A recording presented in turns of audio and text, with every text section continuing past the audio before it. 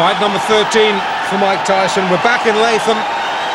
It's the same Mike Tyson. It is not the same camp. This is his second fight since the tragic death of Customato on the 4th of November. This is the 22nd. And we're against an opponent who just might be the one to test him.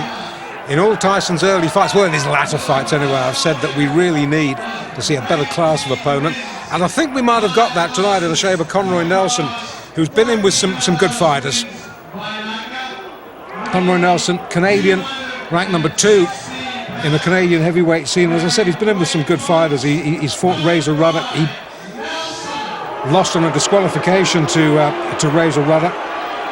No, I lie. He went the distance with Razor Ruddock, 10 rounds. He lost his next fight in London. I should know that. I saw it. Disqualification against Noel Corliss, the Liverpool boy, in 7 rounds in Bloomsbury. But he's been in, as I say, with some decent opposition. He's fought for the Canadian title against Trevor Berbick. Berbick stiffed him in 2. Berbick is a world-class fighter. So if anybody is going to test Mike Tyson, Conroi Nельson is just the right sort of opponent at this stage of his career. The cornerman you might have seen wearing the ring jacket of former world light heavyweight champion Matthew Saad Mohammed from a few years back. Tyson just looks awesome, doesn't he? This is, as I say, fight number 13 of the previous 12. 9 have been won inside a round. In fact, I was there when he was stretched by Don Halpin. 4 rounds in his 3rd fight. So here we go then, round 1. Both boys in white. Tyson with the red trim, and Nельson with the black. Nельson, as I say, will try, has to use his height and reach to just keep Tyson at bay. Try and draw the sting for the first 2 or 3 rounds, because we know how dangerous Tyson can be early on. And Nельson on his bike early. Guard held high, peekaboo style. You don't want to let it drop. And Nельson can hit. Tyson needs to be a little bit careful this fight. He's been able to get away with liberties in 1 or 2 of his early fights because he has known his opponents cannot hurt him. This is not the case in this fight. If Nельson gets an opening, Nельson can bing one in. Touchdown briefly there, thanks to body shots. The right knee just clipped the canvas. Oh, he's shaky. He's so shaky, and we're only in round 1. And this is a good fighter. I can hardly believe what I'm seeing. Sit down, please, sir. Thank you. This is the trouble when we're crammed in alongside spectators at ringside. Somebody gets excited and stands up in front of the camera. We can't see. More importantly, you can't see.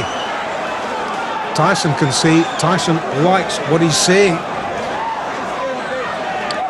Well, while our vision was momentarily obscured, Nельson seems to have recovered a little bit of equilibrium. In fact, he comes back with a short chopping right of his own there, gets through, but he's covering up very, very tightly now. If he was under any illusions just how good a puncher Mike Tyson was, those illusions will have been sorely shattered.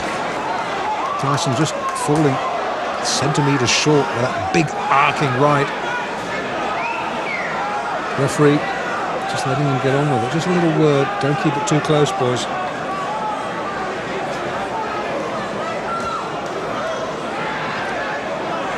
Well, Nельson, after a real alarming wobble midway through, might be getting through this first round, but he hasn't looked convincing, has he? Tries to come back with a spearing lift of his own, but Tyson left uppercut gets through. And once again, Nельson looks a little bit confused, dazed and confused. That term might have been coined for Conroi Nельson tonight in Latham. Hard to think that Tyson, I watched his pro debut, 6th of March. It's what, 22nd of November now. Boy, is he coming on, and boy, is he making an impact in the heavyweight division. Nельson hurt, needs a breather. I think that punch might have been a little bit low. The referee allowing Nельson just a moment or 2 to recover himself. Gets clipped with a left on the belt. And somehow, well, the ref comes over, says, just keep your punches up. Kevin Rooney tries to wave him off. The referee says, I'm in charge here.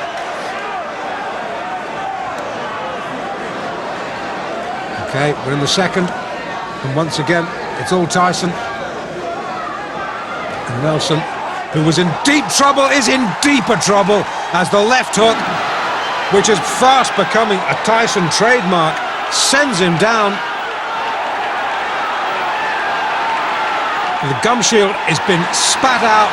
Nельson says, that's it, thank you very much. I think discretion, the better part of valor there. Conroi Nельson spat the gum shield out, walked back to his corner.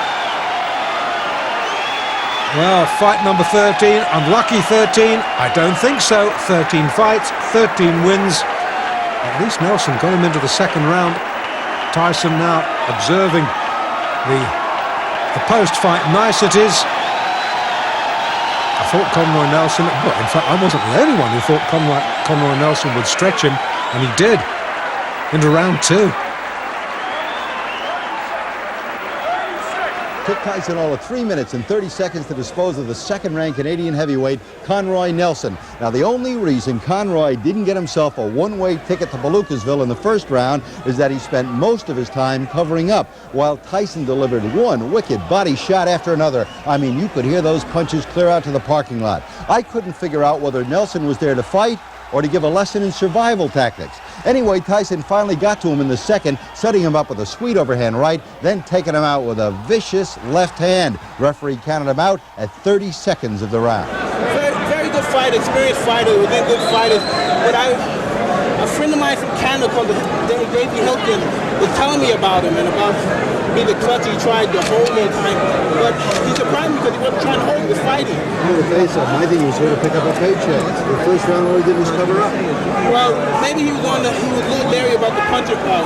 But again, that's you saying because you're not fighting. He took some good shots, but anybody else, they would have quit. Yeah, that right left was devastating. Thank you very much, sir. So now Mike Tyson is 13-0, all of his victories coming by knockout, and no bout has gone past the fourth round. So you gotta wonder, when's the KO kid gonna move up in class?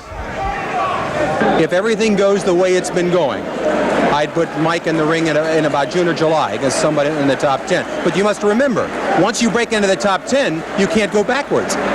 You can't beat somebody in the top 10 and go back and fight, 8-round fights.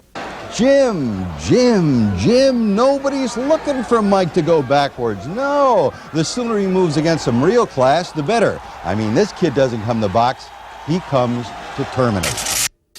Tyson's rare talent had grabbed the attention of the boxing world and was drawing in the crowds. Yet at this stage, not one of his fights had been televised nationally across the U.S. More of Mike's early fights coming up in the next Taison Raw and Uncut. Mike Tyson! I believe he will be the youngest heavyweight champion of all time.